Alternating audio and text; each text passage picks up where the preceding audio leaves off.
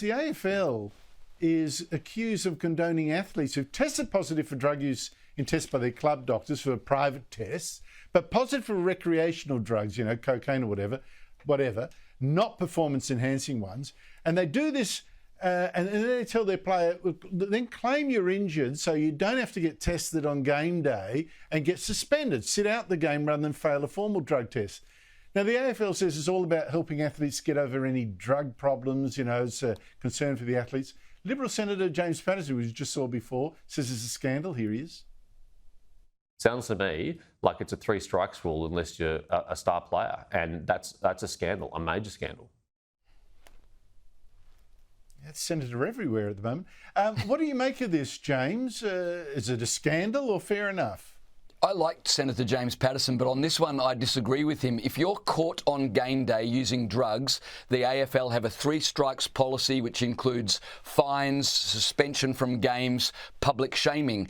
But what they're talking about here is if a player self-reports to the club doctor and says, hey, I had a big weekend, I took some drugs, I want to make sure they're not still in my system so I don't take the field illegally, and the doctor does a test and finds, yes, you do have drugs in your system, then the doctor prevents him from playing. That's a good thing. So they're keeping the integrity of the game. They tell a little furphy about why the player's not playing. He's got a cold, he pulled a hamstring. Well, I think that's better and preferable to shaming 18, 19-year-old kids in front of the entire nation. And it retains that player-doctor confidentiality where if a player knows I can be honest with my doctor, then he will be, and he can receive some good counsel and advice. I think the AFL are doing a good thing here, and I don't think they should be criticised for it. Louise, I tend to agree with James. I mean, for one, the player is being punished as being dropped from the game, so that's already something.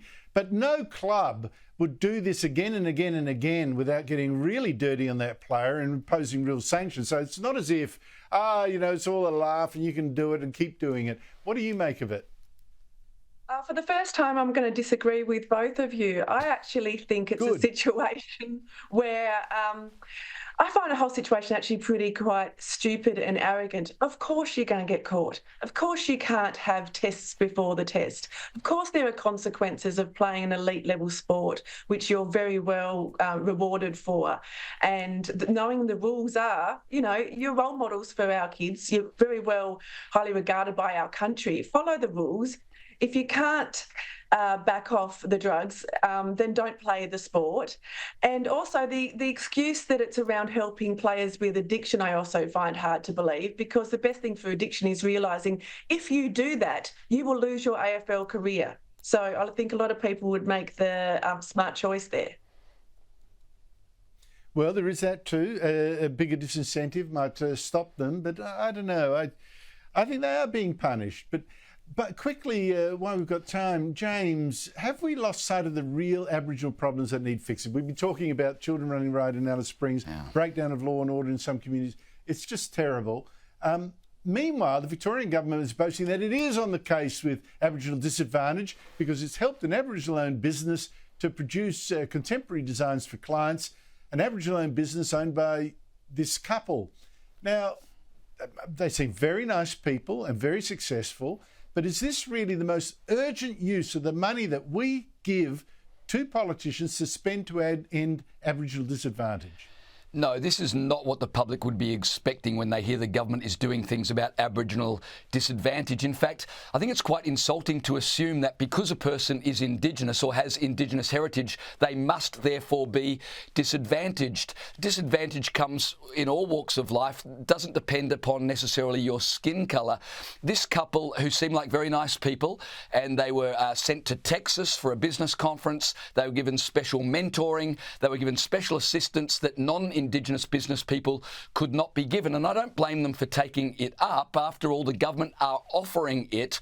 But just to get special compensation and help because of your racial background seems to be a little insulting and certainly is not helping the people that really need it. You've got a couple here who do Indigenous graphic art on their Apple Mac computer. I don't think that's disadvantage that needs taxpayer help. No, I'm afraid of out of time. James McPherson, Louise, Elliot, thank you both for your help.